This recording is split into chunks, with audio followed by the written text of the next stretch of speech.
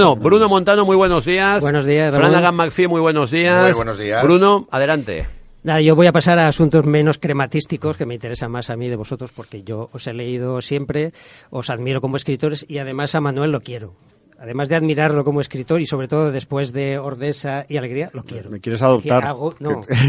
Te amo. A mí me recomendó una tienda de botas camperas en Zaragoza. Ah, es verdad. Sí. Me Porque acuerdo, yo siempre llevaba las Valverde del Camino. Sí. ¿Y dijiste, te gustan las botas? Y me dijo, ¿dónde? Sí. Y buen sitio que te recomendé. Sí. Creo. Pues nada, aquí hablamos de un día, dedicamos un programa a hablar de Ordesa, dedicamos un programa a hablar aquí mismo. de 700 millones de rinocerontes. Incluso Silvia, nuestra técnico, que tiene una voz excepcional, recitó poemas tuyos del hundimiento. Pues eso no lo sabía. El último Muchísimas Elvis gracias. en concreto, recitó el último Elvis de tu poemario que me encanta.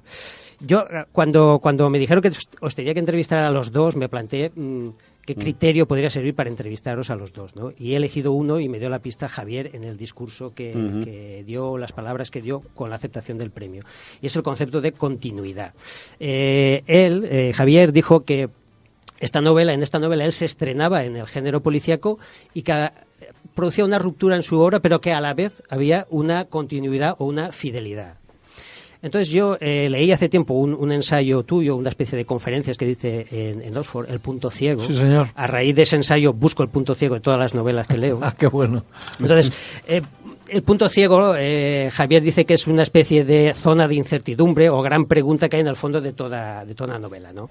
Es algo que cada lector debe responder a su manera. Entonces, por ejemplo, en Anatomía de un instante, el punto ciego sería ¿por qué Suárez no se agachó? En Soldados de Salamina, el punto ciego sería ¿por qué el soldado republicano no disparó a Sánchez Mazas? En Las leyes de la frontera, por ejemplo, el punto ciego sería ¿quién delató a la banda del Zarco? En Terra Alta, ¿cuál es el punto ciego? Es muy evidente. En Terra Alta es más evidente que ninguno de ellos porque, claro, en ese ensayo lo que decía es que todas las novelas lo que hacen es formular una pregunta compleja de la manera más compleja posible y no contestarla. Es decir, las novelas tienen prohibido contestar las preguntas de manera clara, nítida, taxativa, unívoca. Siempre contestan de una manera ambigua, contradictoria. Eso es el punto ciego, el no responder a la pregunta que el propio escritor plantea. Entonces, aquí, naturalmente, la pregunta es muy sencilla, porque es que todas mis novelas, de cierto modo, son policíacas. Porque en todas hay una pregunta y alguien que intenta contestar. Hay un enigma y alguien que intenta descifrar ese enigma. En este caso es Los Adell. O sea, al principio de la novela hay un asesinato brutal, salvaje, dos personas, las personas más ricas de la comarca, que han sido asesinadas después de haber sido brutalmente torturadas, y toda la novela es un intento de responder a esa pregunta, ¿quién hizo eso? Y como ocurre a menudo en las novelas que a mí me importan, algunas preguntas superficiales sí sabemos, su respuesta sí las sabemos, pero las preguntas profundas nunca las sabemos, o solo las sabe el lector. Es decir, en este caso, a diferencia de otras novelas mías, el lector sí va a saber quién mató a los Adell, ya lo adelanto. Esto se sabe. ¿Quién los mató y por qué los mató? Pero hay preguntas fundamentales, las preguntas fundamentales, las profundas, no hay respuestas claras, que tienen que ver con la ley. ¿Qué diferencia hay entre la ley, entre la justicia y la venganza? Probablemente esa es la pregunta fundamental, ¿no? Entre la ley natural y la ley formal, ¿no? Esas son las preguntas de fondo, ¿no? Que tienen que ver con eso, que tienen que ver con el odio, que tienen que ver con toda una serie de... ¿no? Eso es lo que ocurre a menudo en las novelas que a mí me gustan. Hay una pregunta superficial, como hay una historia superficial y una historia profunda. Una pregunta superficial y una pregunta profunda. Pero yo ya digo, cambié de género, pero no tanto. En el fondo, insisto, mis novelas, como todas las novelas que a mí me gustan en el fondo, siempre hay eso, siempre hay alguien, hay un enigma y hay alguien que quiere descifrar ese enigma, ¿no? Y la respuesta a la pregunta que se formula es la propia pregunta, es la propia búsqueda de una respuesta, la propia pregunta, el propio libro, ¿no? En el fondo, el único que tiene respuestas es el lector, ¿no? Que es quien termina los libros. Sin lectores no hay literatura. Claro, hay una conversación muy interesante entre uno de los protagonistas de tu libro, que es un preso bibliotecario, con el protagonista principal, y en un momento dado le dice exactamente eso, le dice, la mitad de un libro la pone el escritor, la otra mitad la pones tú. Esto es absolutamente cierto. El protagonista de la literatura es el lector. Y esto es así, ¿no? No hay literatura sin lector. Una novela es una partitura y es el lector el que la interpreta. Y cada lector la interpreta a su manera. Y en eso consiste la magia o gran parte de la magia de la literatura, ¿no? No hay dos personas que vayan a leer la misma alegría de Manuel Vilas. Cada lector lee su propia alegría de Manuel Vilas. Eso está claro, es así. Y ahora, aplicando el mismo concepto de continuidad, pues voy a preguntarle o voy a hacer una afirmación a ver si Manuel está de acuerdo. Yo creo que Alegría es Ordesa más un giro, digamos, dionisíaco, ¿no? Una especie de voluntad de afirmar la vida incluso en los momentos de tragedia, ¿no? Por supuesto, sí, está perfectamente dicho y es lo que yo quería que tuviera alegría. Y al hilo, es que siempre me pasa, escucho a Javier y se me iluminan cosas, ¿no? Porque el punto ciego de alegría, también hay un punto ciego en alegría, ¿no? Pero estaba pensando, es verdad, las novelas tienen un punto ciego todas, ¿no? Sí. Y es nunca en alegría hay un punto ciego, que es cómo consigues tú la alegría, ¿no? Es decir, interpelando al lector. Si busca tú, yo la estoy buscando como puedo, búscala tú también, como el mensaje es ese, el punto ciego es la búsqueda de la alegría. Estaba pensando en Cervantes, ¿cómo resuelve el punto ciego Cervantes? Pero fíjate cómo lo resuelve, con la muerte, con la muerte de Don Quijote, es la resolución. Es decir, en realidad las novelas son todas de un enorme vitalismo y probablemente la única respuesta a la vida es la muerte, ¿no? No quiero ponerme trágico ahora en estos momentos, ¿no? Pero efectivamente la apertura total que hace una novela es decirle al lector, te muestro la vida, esta es la grandeza de la vida, coge lo que quieras y vete a vivir tu vida con lo que yo buenamente te he podido dar. Este es el... Vuelvo ahora, Javier, y vuelvo a otro de tus libros, El vientre de la ballena. Es Vaya. un libro que escribiste hace muchos años, Sí. pero al que le hiciste una liposucción no hace mucho. Sí, señor. Lo reescribiste y en palabras tuyas le hiciste una liposucción, lo aligeraste de alguna manera. Y hay un pequeño prólogo de un par de páginas y hay dos afirmaciones tuyas en ese prólogo que voy a reconvertírtelas en preguntas, ¿no? Una es que dices que de alguna manera todas tus novelas son novelas de ideas, en el sentido de que las ideas tienen un peso tan importante o más como los personajes o las tramas. ¿Cuáles serían las ideas más importantes de Terra Alta? Esto a Terra Alta se aplica absolutamente. Es decir, sin duda, como decía, tienen que ver con la justicia. Tienen que ver con el valor de la ley, con la posibilidad de la justicia, con la legitimidad de la venganza. Pero las ideas es decir, esto para mí es muy importante. Las novelas, lo hemos dicho muchas veces con Manuel estos días, son placer, son entretenimiento. Son, ¿verdad? Son una juerga, ¿no? Pero las más serias también, ¿eh? Solo que ese placer y ese entretenimiento y esa juerga no están reñidos con la seriedad. Es decir, con plantear los problemas más serios, ¿no? En el caso de la novela de Manuel, eso, la alegría como conquista. En el caso de mi novela, la justicia y la ley, etcétera, etcétera. Es decir, no hay. En el caso de Terra Alta, además, eso está muy imbricado con la literatura, porque hay un diálogo permanente entre el chaval protagonista y Los Miserables, que es una novela de Víctor Hugo, de la que todo el mundo ha oído hablar, no sé si todo el mundo la ha leído, son casi 2000 páginas, pero para este chaval las ideas que contiene esa novela y las reflexiones, el tejido mismo, la aventura de esa novela no están reñidos con la realidad, o sea, no están reñidos con la vida. La literatura no es algo que esté separado de la vida. La literatura forma parte de la vida. La literatura sirve para vivir más, de una manera más rica, más compleja, más intensa, ¿verdad? Quien no lee, yo le acompaño en el sentimiento, porque su vida es muchísimo menos rica de lo que podría ser. Así que las ideas en mis novelas no están ahí porque me interesen más o menos, sino porque están imbricadas, ¿no? Están atadas, están metidas, ¿no? Están injertadas en nuestra propia vida y nos sirven para vivir más, de manera más intensa y más... No sé si nos hacen mejor persona, eso no lo sé, podríamos discutirlo, pero nos hacen más personas. En el caso del protagonista le cambia la vida, se identifica con uno de los protagonistas de Los Miserables y llega a cambiarle la vida. A partir de ahí toma una decisión vital para su futuro. ¿La literatura, la lectura de un libro, te puede cambiar la vida? ¿Cómo que te puede cambiar la vida? Sin la menor duda. O sea, sin la menor duda. Y esto cualquier lector de verdad sabe que o sea, unos libros te la cambian más y otros menos. Y hay momentos de la vida en que probablemente la adolescencia, este chaval cuando le cambia la vida de Los Miserables, que es el primer libro probablemente en su vida, o la primera novela que acaba de leer, porque intenta con alguna otra más y no le interesan, pero de repente llega aquí a esta novela y le vuelve loco. Y eso en la adolescencia es quizá más frecuente, porque somos más porosos, más maleables, ¿no?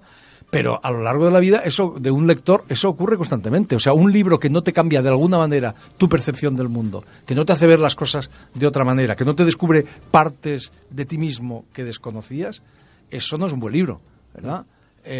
Antes ha dicho Manuel una cosa preciosa, que es el placer es una forma de conocimiento. Es fantástico. Yo he puesto el ejemplo del placer sexual.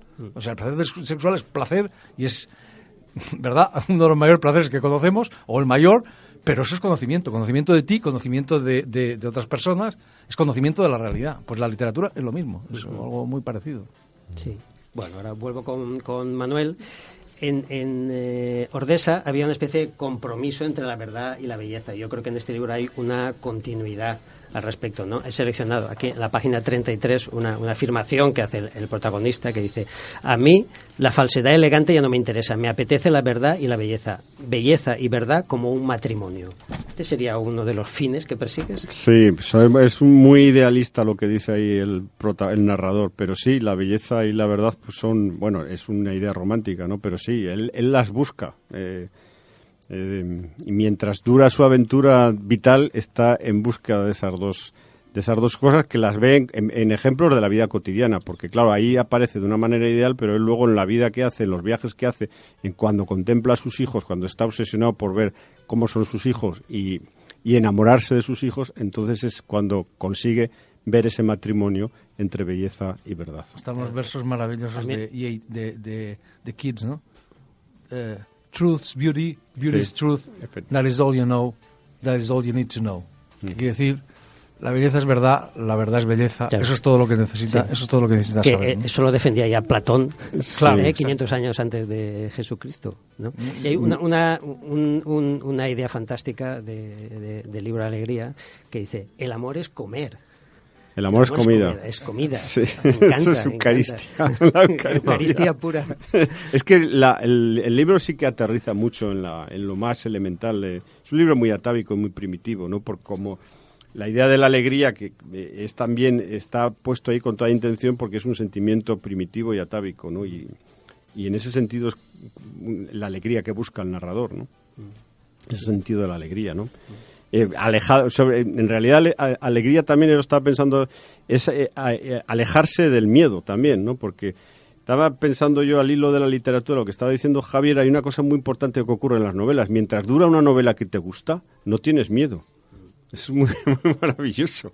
Cuando estás con una novela que te gusta, no tienes miedo, desaparece el miedo a la vida, ¿no? El narrador de Alegría tiene miedo al vacío. El miedo que le cerca, el personaje negativo que es Arnold, que está todo el rato, que sabe de sus entrañas, sí, es un personaje nihilista que le recuerda algo que todo el mundo lleva dentro, que es que de repente puede haber un día en que no veas que tu vida no tiene sentido. Claro. Y todos estamos... El ángel negro de la El ángel negro, sí, pero es simplemente que de repente no tenga sentido tu vida. Y entonces es ahí precisamente la invocación de la alegría, es para que no caigas nunca allí, en un día en que de repente digas, no, esto no tiene sentido, ¿no? Y todo ser humano está siempre en ese abismo, porque vivir es crear un sentido a la vida. Eso es vivir. Claro. Incluso la alegría está por encima de la felicidad, dices, sí, en algún yo momento. Lo veo, sí, porque a mí, empecé a escribir alegría precisamente porque vi que ese era un sentimiento que yo quería para mi vida. Y me parecía que no quería el de la felicidad porque me parecía muy de cartón piedra. Además me parecía que ahora hay una obligación de que tenemos que ser felices todos. Que viene de las redes sociales. También me gusta estar melancólico a veces. Sí, si eres claro, feliz, eres un perdedor. Parece que eres tonto. Y además has hecho algo mal, es culpa tuya. Y encima es culpa tuya porque no has sabido hacer. En cambio la alegría me parecía como más democrática. Me parecía que todo el mundo podía tenerla, ¿no? Hay un filósofo francés, Clément Gosset, que la llama La Fuerza Mayor. Claro. Hay un libro fantástico. Ese es un libro que me está recomendando Javier Cercas. Es un escritor que estoy recomendando todo el rato porque tiene mucho que ver con su idea, con su concepción de la alegría. He traído ahí un ejemplar y luego Silvia nos leerá un poemita final medieval que te va a encantar. Vale, pues he tenido el entrevistador de lujo. No, ya lo veo, porque ese escritor... No viene nunca con nadie. Ese escritor, me ha dicho Javier desde el primer día, me dijo, te voy a regalar un escritor, y era este. Clément Gosset, La Fuerza Mayor. Él la define así. Es Con lo cual se cierra un círculo aquí. Totalmente. Otra pregunta, Javier, sacada también del prologuito del vientre de la ballena, y es que tú ahí afirmas también que la realidad siempre es el combustible de tu ficción, ¿no? En esta novela has creado un contexto social, histórico, ¿no?, en el que aparecen los atentados de Barcelona y Cambrils, el referéndum independentista, incluso la guerra civil y la batalla del Ebro. Sigue siendo importante, a pesar de una novela de género, ¿no?, la realidad la que amamantar la ficción. Claro, es que no es que la realidad sea el combustible de mi ficción, es que la realidad es el combustible de cualquier ficción. O sea, la ficción pura, esto que la gente dice, la ficción pura, no existe. Es un invento de lo que no saben de quienes no saben lo que es la ficción. La ficción siempre parte, el carburante de la ficción siempre es la realidad. Y por eso nos interesa. Si existiera la ficción pura, es que no nos interesaría nada y además no la entenderíamos. La ficción nos interesa porque parte de la realidad y es una especie de expansión de la realidad, una especie de... Entonces, claro, sí, siempre partes de una manera más o menos visible. En el caso de Manuel, por ejemplo, la realidad, claro, es una realidad personal. Hay un personaje en Alegría que no se llama Manuel Vilas, pero se parece mucho a Manuel Vilas, y que además ha tenido un éxito literario que no se titula Ordesa, pero se parece mucho a Ordesa. En ese caso, digamos que la biografía de Manuel y la persona y sus circunstancias están muy cercanas. En mi caso, la realidad está aparentemente más lejana, pero igualmente estoy yo dentro. Lo hemos dicho muchas veces estos días, todas las novelas son autobiográficas. Y sí, no en el sentido de que uno cuente su vida en ellas, o no en el sentido de que estén tan próximas a la propia biografía como lo está Alegría de la biografía de Manuel, porque en mi caso el protagonista es un chaval que en apariencia no tiene nada que ver conmigo y cuya biografía es muy distinta de la mía, etcétera, etcétera. Pero eso siempre está ahí. Y sí, hay algunas circunstancias históricas que aparecen en la novela. Hay una muy importante porque cambia el destino del protagonista, que son los atentados de agosto de 2017 en Barcelona y en particular en Cambrils. Y hay una pincelada, una alusión muy fugaz a un episodio que es el del referéndum fraudulento, ¿no? Del 1 de octubre de 2017 en Cataluña. Pero no es una novela sobre el procés, no es una novela sobre la crisis catalana, solo que parte de la realidad histórica y de mi realidad personal y de el carburante de esta novela. Yo siempre lo he dicho, esta novela no trata sobre la crisis catalana, pero el carburante ha sido la crisis catalana. Es decir, yo he cambiado como escritor. Este es un libro aparentemente, tú has leído libros anteriores que yo he escrito y aparentemente este es un libro muy distinto a ellos. Pero en el fondo no lo es tanto. Y si es un libro aparentemente muy distinto es porque yo soy una persona distinta. Porque las cosas que vivimos en la Cataluña del otoño de 2017 a mí me cambiaron. Como creo que han cambiado a todos los catalanes. Yo nunca pensé que iba a vivir lo que viví en aquellas fechas, ni que iba a experimentar lo que experimenté en aquellas fechas. Porque cuando la historia con mayúscula llega a casa, amigos, llega a nosotros, no se queda fuera de casa. Se mete dentro, en nuestras vidas y en todo lo que somos. Entonces a mí eso me afectó, claro, como persona, y me afectó como escritor. Yo he cambiado como escritor porque he cambiado como persona. Entonces la realidad siempre está ahí. Tú la puedes manejar de una manera o de otra, pero siempre parte de la realidad. Y está el atractivo de la ficción, precisamente. Y ahora de la gran historia paso a la intrahistoria, ¿no? Y hay una cosa, tanto de Ordesa como de Alegría, en la que hay continuidad y que me interesó mucho ya y me sigue interesando, es la condición padre-hijo, que yo creo que es un común denominador entre las dos novelas, ¿no? Esa condición dador-receptor de amor incondicional. El amor incondicional sería la esencia de la alegría, de la felicidad, del buen vivir. Es una obsesión que yo tengo por saber. Yo creo que todo ser humano a lo largo de su vida tiene que experimentar el amor incondicional, o lo ha experimentado o lo va a experimentar, ¿no? Porque si no es como si no hubieras pasado por este mundo, ¿no? Y yo lo he visto en el amor del padre y de la madre hacia sus hijos, y no al revés. No lo he visto del hijo hacia el padre de la madre, pero claro, ese hijo luego se convierte en padre o madre, y entonces es cuando carga sobre él el amor incondicional, ¿no? El amor incondicional a mí me parece que es el que sería capaz un ser humano de dar la vida por otro yo lo decía, en la anterior novela decía, sin dudar. Sí, porque si hay la duda ya no es incondicional. Sí, un milímetro, una milésima de segundo de duda anula la incondicionalidad. Claro. Y habría una razón para condicionarlo. Claro, pero es que, claro, a mí eso me parecía una de las grandezas, de los abismos más misteriosos, y casi es el origen de la vida, ¿no? Lo que un ser humano es capaz de hacer por otro. A mí eso me parece, que eso también está en Javier Cercas, o sea, lo que de repente un ser humano es capaz de hacer por otro ser humano. Entonces, claro, yo por ejemplo, en Soldado de Salamina está perfectamente allí, lo que uno, de manera gratuita, además. Allí hay cosas maravillosas de la condición humana que, bueno, en estos tiempos conviene recordar, porque todos estamos muy desmoralizados. Bueno, pues el amor de un padre, de una madre hacia sus hijos, pues me parece que valía la pena explorarlo en las novelas, ¿no? De hecho, a mí personalmente es el elemento de las dos novelas que más me ha interesado, ¿no? Que más me ha hecho pensar, que más me ha emocionado, ¿no? Yo creo que la experiencia de ser hijo, que es un universal, y además Y más todavía yo, después de la publicación de Ordesa y ahora con Alegría, pues te encuentras con mucha gente que son huérfanos. O sea, y esa condición de huérfano es heredada de la condición de hijo. Y es para siempre también. Y ahí se producen unos sentimientos que son de una gran hondura, y todos los seres humanos que han perdido a su padre y a su madre tienen esos sentimientos. Y explorarlos y decirlos, a mí me ha parecido, pues, desde el punto de vista literario, muy hermoso también, ¿no?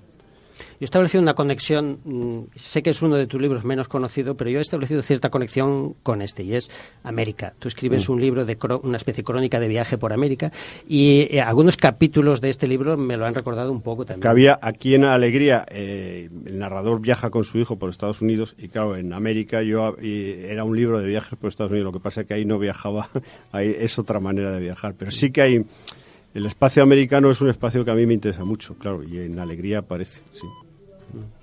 Y hay una última pregunta para Javier. Has citado tú Los Miserables, que es un libro muy importante dentro de este libro, ¿no? Y es curioso cómo el protagonista no empatiza con Valjean, sino que empatiza con Javert, ¿no? Y con su ansia perpetua de justicia. Es un justiciero tu protagonista. Pero la respuesta a eso la has dado tú antes, cuando has citado esa frase del bibliotecario de la cárcel de Quatre Camins, que es un personaje tremendo, que le llaman el francés. Me ha encantado ese personaje. Sí, es todo un personaje.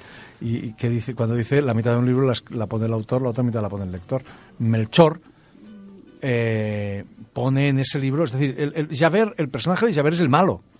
Es un policía fanático que persigue inflexiblemente a Jean Valjean, se supone que el bueno, durante toda la novela. Y en cambio para Melchor es el bueno. Sí, bueno. Melchor descubre en este personaje que la ley es la única defensa que tienen los pobres y los indefensos frente a los ricos y los poderosos.